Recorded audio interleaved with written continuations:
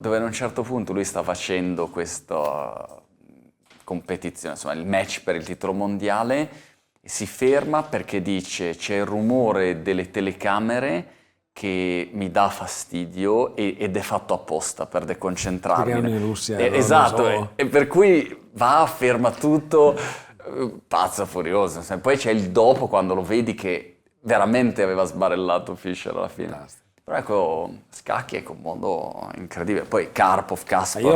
ho giocato da bambino, Ah. ho imparato con mio nonno, ho giocato qualche volta da bambino, ma non sono mai, anche perché bisogna studiare per Ah, giocare no, a beh, scacchi, è no? proprio tecnica. Avevo preso qualche libro, sempre non so, a 10 anni, 11 anni, avevo letto qualche Certo, strategia. l'inizio, l'apertura. Mi ricordo che c'era una strategia che poi io applicavo sempre, perché però era l'unica che sapevo, Esatto. eccetera, Però- ed è molto, molto... Adesso su Masterclass, se ti interessa, che è un sito masterclass.com, c'è Kasparov che fa la sua masterclass, che ho provato a seguire ma non si capisce niente, perché dice, vedi, allora metti i 4 G8, cavallo qui, vince, finito, questo è facile, oppure va troppo veloce, allora devi vederla al rallentatore, ma è interessante. E tu come entri nel mondo cripto Guarda, io Anche perché tu prima eri Autogrill, tu hai fatto? ho fatto sì, tante cose, tra cui l'amministratore delegato di Autogrill fine anni 90. Ok.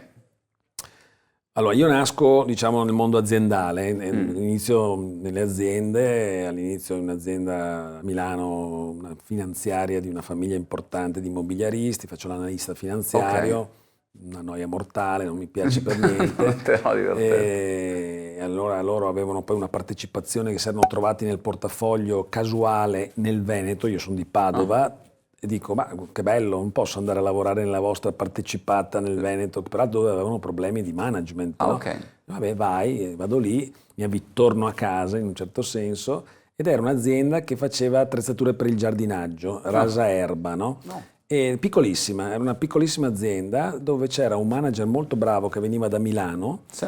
E io mi sono affiancato a questo, ho imparato il mestiere di costruire e gestire un'azienda, perché questa azienda era piccola e l'abbiamo costruita, io per 3 anni ho lavorato con lui, l'abbiamo portata già a un bel livello, poi lui è rimasto lì per 20 anni e ne ha fatto il leader mondiale nel settore dei rasaerba e terziazione del giardinaggio. Incredibile. Quindi io ho avuto già subito un imprinting, Un'ottima scuola, diciamo. eccellente, no? Poi da lì ho proseguito, però sempre poco la vocazione di fare un po' più l'imprenditore che il manager, Ok. quindi ho avuto una seconda opportunità che era di andare in un'azienda di occhiali, sempre nel Veneto. Luxottica. No, beh, no.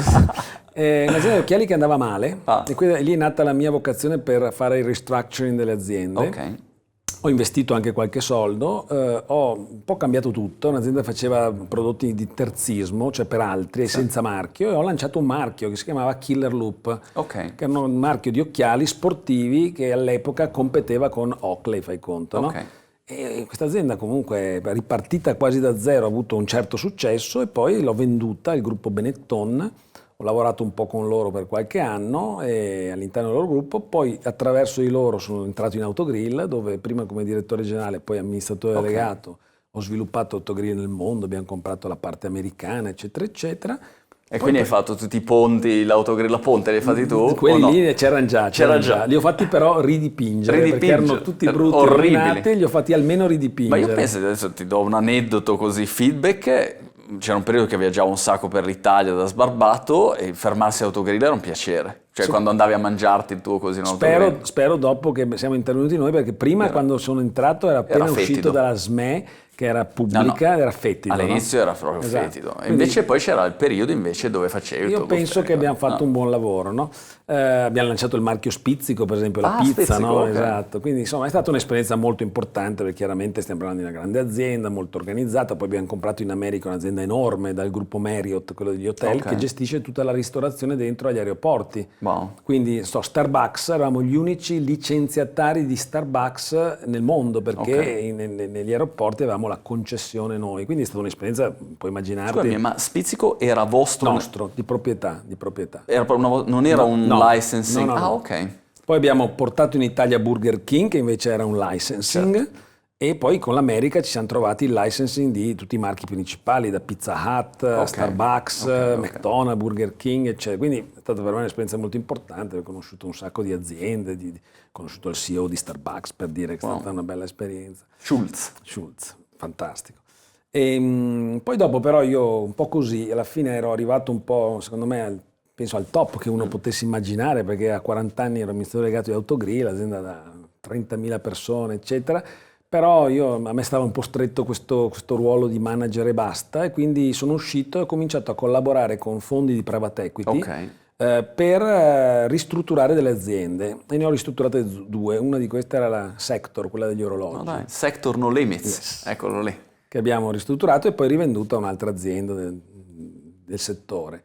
E da lì ho conosciuto un partner del fondo con cui avevamo fatto questa operazione, che voleva lanciare un fondo di private equity che facesse proprio questo di mestiere, ristrutturasse le aziende in Italia, perché il momento anche noi abbiamo lanciato un fondo, abbiamo raccolto un fondo anche abbastanza grosso, con cui abbiamo investito in Italia per 12 anni, ho finito, sto finendo adesso.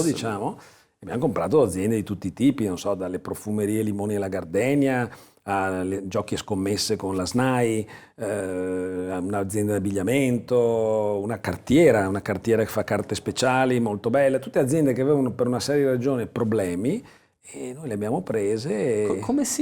Da dove si parte per ristrutturare un'azienda?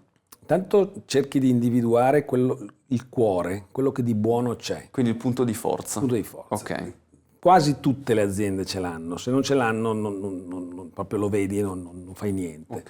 E una volta che hai individuato quello, cominci, è come un carciofo, cominci a sfogliare tutto quello che non va, che non serve, la parte meno buona, e cerchi di arrivare a tenerti solo quello, sia in termini di modello di business, di idea, di prodotti, ma anche di persone. Perché quasi sempre in un'azienda ci sono delle persone valide. Certo. Per cui alla fine concentri gli sforzi su queste persone e poi porti, se possibile, una visione che porti l'azienda a fare un salto internazionale, un salto di prodotto, un salto di efficienza, un salto di costi, e quindi lavori sulle cose che l'azienda non ha, dove tu puoi portare delle competenze. Se riesci a far quello, trasformi un'azienda che magari aveva problemi e che però aveva un cuore buono in un'azienda molto buona. Devo dirti che a noi in 15 operazioni ci è andata bene quasi in tutte, direi. Forse una ha avuto qualche difficoltà, ma insomma, essendo tutte aziende Ma il punto di forza deve sempre essere un prodotto, o magari è una persona che dici, ecco, abbiamo un imprenditore geniale? No, è il prodotto? No, è il prodotto, magari figlio di un imprenditore geniale che poi non è riuscito a fare, però ci deve essere un prodotto. Ci deve essere un servizio, un prodotto, un'idea di business, un modello di business che poi è il prodotto di un'azienda quasi sempre. Senza quello io difficilmente ho fatto un investimento in una di queste aziende. E il passaggio al mondo cripto? Guarda, io ho cominciato tanti anni fa a fare qualche investimento in tempi non sospetti, stiamo parlando proprio degli anni 90, quindi è una dinamica totalmente diversa. C'era il venture capital che iniziava, fondi che raccoglievano anche tanti soldi, investivano in centinaia di aziende, solo che poi di queste aziende il 99% fallivano, però in genere una magari gli rimaneva buona. E in quel periodo io mi sono un po' affiancato a qualche fondo, ma anche personalmente ho investito in qualche azienda, alla fine tutte quante disastrosamente andate male. Perché non c'erano le condizioni, l'e-commerce non potevi farlo, non c'era connessione, non comprava online. Esatto. Mi sono riaffacciato qualche anno fa perché un mio carissimo amico d'infanzia di Padova, che poi è uno dei fondatori di Sgame e uno dei partner anche di questa operazione, mi ha riintrodotto nel mondo del venture capital, però di nuova generazione. Per il digital. Esatto, e abbiamo fatto una piccola onda in cui abbiamo investito in qualche società, e devo dire va un po' meglio che la volta precedente. No? E nel fare questo ho conosciuto Natale e devo dirti che sono rimasto molto affascinato. Io di imprenditori ne ho conosciuti tanti, immagino, infatti. Benetton, gente comunque che ha avuto delle grandi idee, e devo dire che ho visto in lui veramente le caratteristiche di un imprenditore molto interessante, che vedevi era la ricerca di fare un salto di qualità. Lui è partito peraltro da poco, se vogliamo, no? Lui peraltro ha una storia veramente interessante, non so se poi l'hai intervistato, ma comunque veramente... Sempre dietro le quinte. Una storia incredibile, veramente una storia da raccontare. e ha avuto un grande successo facendo prevalentemente, approfittando in maniera intelligente del momento delle criptovalute in tempi non sospetti, ha fatto parecchi soldi e però ha investito nel costruire un progetto industriale nel settore e dopo averne fatto un pezzo si rende conto che se vuol fare un salto di qualità forse deve strutturare la sua organizzazione in maniera diversa, che metta insieme l'efficienza, la velocità, la visione del mondo cripto, del mondo digital, del mondo blockchain, con però le dinamiche organizzative, gestionali, relazionali del mondo normale, diciamo. Quali sono per te i principi di una buona organizzazione, di un'organizzazione che funziona? Sai che nel mondo tech si sperimentano 1000 modelli, ad esempio ultimamente andava di moda l'holacracy, dove dici basta, non ci sono più gerarchie, non abbiamo titoli, non abbiamo ruoli e non sono, cioè dopo un po' uno dice ma chi decide? Tutti? Beh, vabbè, ma ci sarà qualcuno che alla fine deve firmare. E qual è secondo te un buon modello che segui dicendo ok, se c'è da organizzare muoviamoci così, partiamo da qui, diamo ordine in questo modo? Ma io penso che sia un modello abbastanza tradizionale, dove tu devi frustate, dipende. No, quello no, non è mai stato. No, tu devi avere, secondo me, un gruppo, una prima linea di persone, indipendentemente dal tema gerarchico, deve avere un gruppo di persone molto molto forte, competente nelle proprie aree specifiche, alle quali venga delegato in maniera forte la responsabilità di portare avanti l'area specifica. E poi bisogna fare in modo che queste persone lavorino in maniera integrata tra di loro, con qualcuno che batte i tempi, che coordina e batte i tempi e spinge verso la direzione in cui si è deciso di andare e soprattutto continua ad aggiornare questa direzione, questa visione, no? Però in maniera da poterla poi trasferire a chi deve portare avanti i progetti nelle aree specifiche in maniera organizzata, perché vedi ci sono degli imprenditori che hanno grandi visioni, ma poi non riescono a trasferire, la messa a terra è il grande fanno problema. fatica a metterla a terra nei tempi e nei modi. Per cui se tu hai un imprenditore pieno di idee che poi ne parla con tutti e tutti partono di corsa per cercare di realizzarle e non sono integrate, le priorità non sono chiare e la finanza per gestire, per investire, salta tutto. Ecco, la capacità di gestire comunque lo sviluppo e l'evoluzione e le idee e la visione, però di poterle poi mettere a terra in maniera organizzata avendo una squadra di persone competenti che hanno la responsabilità. Gli americani chiamano l'accountability, che è il contrario dell'holacracy, è esattamente l'opposto. Perché io credo che comunque rimanga il fatto che le persone devono avere la responsabilità del progetto che hanno. Poi devi organizzare gli strumenti per farlo, devi organizzare i processi per farlo, ma alla fine rimane il fatto che tu all'interno di quei processi devi sentirti responsabile, devi avere un obiettivo e cercare di realizzarlo. Per cui anche tutti poi i meccanismi di rewarding, eccetera, devono essere organizzati. Quindi nulla di stupefacente. Il problema è trovare le persone. Devi avere le persone che abbiano qualcosa di più. Che è la grande fatica oggi, trovare e tenere anche le persone valide. Tutti gli amici, tutti gli imprenditori con cui parlo, se oggi uno lanciasse un'azienda che ti dice guarda, ti garantisco che ti trovo dei fenomeni e ti garantisco che sono la più brava azienda a tenerli, cioè sarebbe un business da $1 trillion perché tutti hanno questo problema oggi incredibile. Oggi ancora di più perché le persone vedono e hanno l'opportunità di vedere mondi infiniti, opportunità infinite, cosa che una volta non c'era, per cui questa è una vera difficoltà. Penso a un amico che fa l'imprenditore in Cina, a Shanghai, e lui diceva è incredibile, io a volte assumo delle persone, loro arrivano il lunedì mattina e il lunedì pomeriggio si licenziano. E per cui tu dici come faccio a costruire un'azienda se in continuazione ho questi cambi? Lì è molto importante, comunque anche se non è garantito, avere una leadership credibile, forte. Ecco perché l'imprenditore o il leader o il capo azienda è importante, perché comunque è quello che riesce a motivare qualcuno a rimanere. Poi gli costruisci intorno tutti i meccanismi, però io troppe volte ho visto persone che sono venute con me, sono rimaste con me perché ci credevano, ci credevano. Io credo che questo sia molto importante. Tutti i grandi imprenditori e manager importanti hanno questa caratteristica.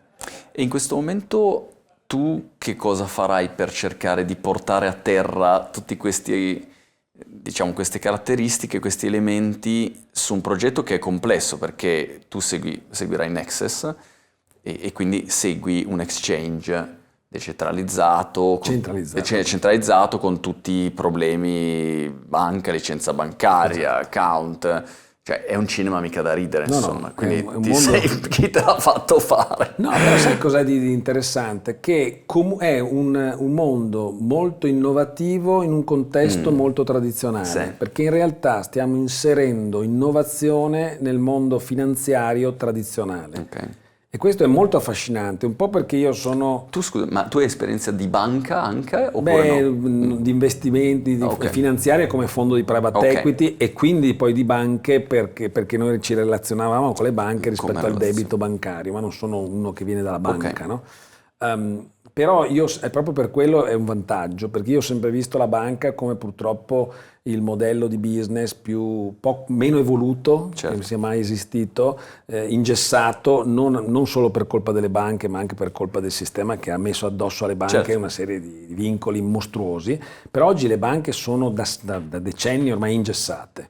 Quindi c'è lo spazio per rompere questo meccanismo. Non sarà facile perché poi il mondo delle norme e protegge in qualche modo, lo obbliga a non muoversi ma lo protegge anche, però si sta aprendo e quindi credo che la vera sfida nostra sia quella di riuscire a portare a termine l'innovazione all'interno di un mondo normato che va gestito, quindi noi chiederemo le licenze e le otterremo perché alla fine non puoi fermare questo processo, perché è un processo innovativo che darà benefici al mercato, ai consumatori, alle persone e tu sai che queste cose qua prima o poi arrivano. Come fai, scusami, a chiedere una licenza? Ti presenti e dici salve, vorrei una licenza bancaria e uno dice va bene, eccoci qua. È proprio così, no? Ti presenti dall'autorità locale, in questo caso noi stiamo chiedendo la licenza bancaria, diciamo, sia della parte bancaria, IMANI, sia della parte exchange a Malta.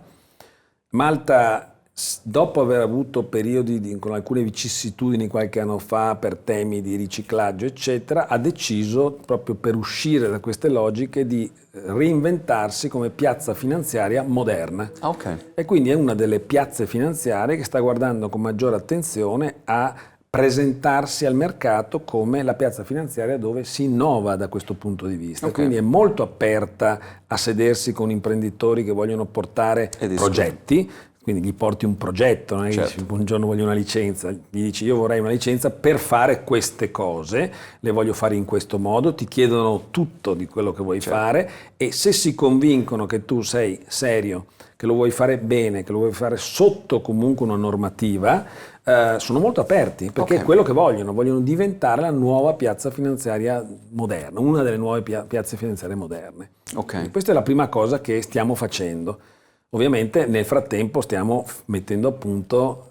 Di quali pezzi hai bisogno? Di quali pezzi c'è bisogno per fare un progetto del genere? Una licenza, quindi devi essere una banca, in sostanza devi avere un conto corrente, devi dare delle carte di credito, devi dare un IBAN a un tizio, Poi devi avere chiaramente nella parte exchange la capacità di generare transazioni, devi avere la liquidità dentro all'exchange, deve avere la credibilità di essere un exchange sicuro, per esempio nel mondo delle cripto c'è questo tema, quindi potersi vendere come un exchange che è comunque più avanti di tanti altri nel tema della sicurezza o ne fa comunque una bandiera è importante per poter attirare chi già fa trading da qualche altra parte o i nuovi consumatori che sono persone magari che vengono più dal mondo normale dove vorrebbero rischiare meno di quelli che venivano dal mondo diciamo delle cripto pure dove insomma era tutto un po' un piccolo far west, no? Quindi noi dobbiamo avere caratteristiche di una nuova generazione di exchange cripto nel mondo moderno, quindi licenza, sicurezza, efficienza, il supporto per esempio, tutti gli exchange oggi il consumatore si lamenta del supporto, no? Ti trovi, se hai un problema, chiami e non sai quando. Peraltro anche con una banca spesso il problema che hai è chiami la banca e dici. Esatto. Noi stiamo mettendo appunto un supporto che debba essere uno dei fiori all'occhiello del nostro progetto, quindi se tu metti insieme tutti questi pezzi ci stiamo così vantando di poter alla fine presentare un prodotto un po' unico sul mercato. Perché oggi se non hai un prodotto, di nuovo tornando al discorso di prima, se non hai un prodotto un po' unico è difficile presentarsi e anche fare marketing su quel prodotto. Puoi fare tutto quello che vuoi, certo. Social ti aiutano, oggi il mondo è totalmente diverso, ma poi alla fine se il prodotto non c'è viene fuori. Non vai lontano. Non vai lontano, siccome questo è un progetto a lungo termine, non un progetto a breve termine, in questo devo dire che mi piace la visione di Natale, che pur essendo una persona che magari è venuta dal mondo anche del trading, quindi una persona che è abituata alla velocità invece ha una visione di lungo termine, una persona veramente solida da questo punto di vista. Che tempi prevedi per un'adozione anche di questi modelli, in generale, a prescindere da voi, per un cambio di mentalità anche culturale? Io penso 3 anni, 5 anni, 10 anni, 20 anni? Io penso che sia difficile perché potrebbe volerci un tempo tipo 3-5 anni, in realtà sono convinto che certe accelerazioni potrebbero cambiare completamente lo scenario. Okay. Non siamo lontanissimi, oggi credo che sia più un problema, passami il termine, politico che un tema tecnico o anche di cultura del consumatore. Il consumatore secondo me è pronto a utilizzare questi strumenti di qualunque genere, eccetera. Oggi chiaramente c'è una volontà di non accelerare questo cambiamento perché altrimenti dovresti mandare a rottamare un sacco di gente, un sacco di istituzioni. Milioni di persone, istituzioni, denari, politica, centri di potere, quindi non sarà, è quello che diciamo gestirà questo percorso, i tempi li gestirà comunque il mondo vecchio, non il mondo nuovo. Il mondo nuovo può solo fare in modo che il mondo vecchio non possa fermare questa rivoluzione, no? Però i tempi li detterà il mondo vecchio, perché comunque le leve le ha ancora abbastanza in mano. Ma quando parli con qualche tuo amico, visto che siamo entrambi diversamente giovani, così ci definirei, come e gli dici ma sto seguendo un progetto cripto, exchange...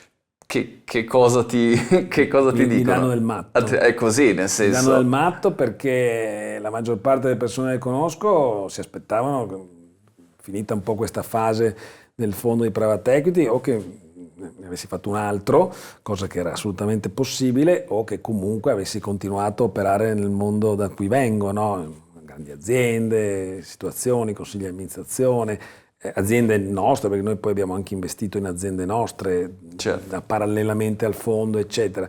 E quando racconto alle persone mi sono buttato in questa cosa, vado a Malta ogni settimana per la licenza bancaria, cripto, bitcoin, ho comprato, ho il wallet, eccetera, esatto. Tu sei matto. Anche perché poi oggi questa cosa, io vivo in Inghilterra e lo vivo sul tema della tassazione, uno pensa se vai a vivere in Inghilterra è perché paghi meno tasse, non so perché in Italia ci sia questa, che non è vero, nel senso che paghi un sacco di tasse in Inghilterra, cioè se non vuoi pagare tasse non andare in Inghilterra, ecco questo è il suggerimento, però è incredibile come appena tu dici c'ho il wallet, il cripto, già uno pensa, vedi, c'hai nascosti i bitcoin da qualche parte, è proprio ancora una visione completamente sballata di quello che sta succedendo. Pensa che c'è un aneddoto che spero che non veda questo filmato. Mia figlia ha 21 anni, adesso lavora a Londra, peraltro in una banca tradizionale, no? Ma fa il primo anno. La licenzieranno. Esatto. E 3-4 anni fa mi diceva, mi è tornata a casa un giorno, noi abitiamo a Milano, e dice, sai, tutti i miei amici, i genitori gli hanno dato qualche migliaio di euro, stanno investendo in bitcoin, stanno facendo un sacco di soldi, si divertono, questo. E io veramente in maniera molto dura le ho detto, tu sei matta, non esiste, questa è pura speculazione, è trading, io non credo in queste cose, io credo nel costruire le cose, i soldi li guadagni costruendo, eccetera. Tutto il sacrificio, il lavoro. Quando le ho detto, sai, adesso mi occupo di cripto, eccetera, mi ha guardato e ha detto, tu sei pazzo, non dovevi farmi qualche soldo qualche anno fa, così, quindi... È incredibile. Però è la nemesi che lei lavora in una banca normale adesso e io adesso lavoro le cripto, capito? Grande Enrico, grazie mille. È stato un grande piacere. Grazie.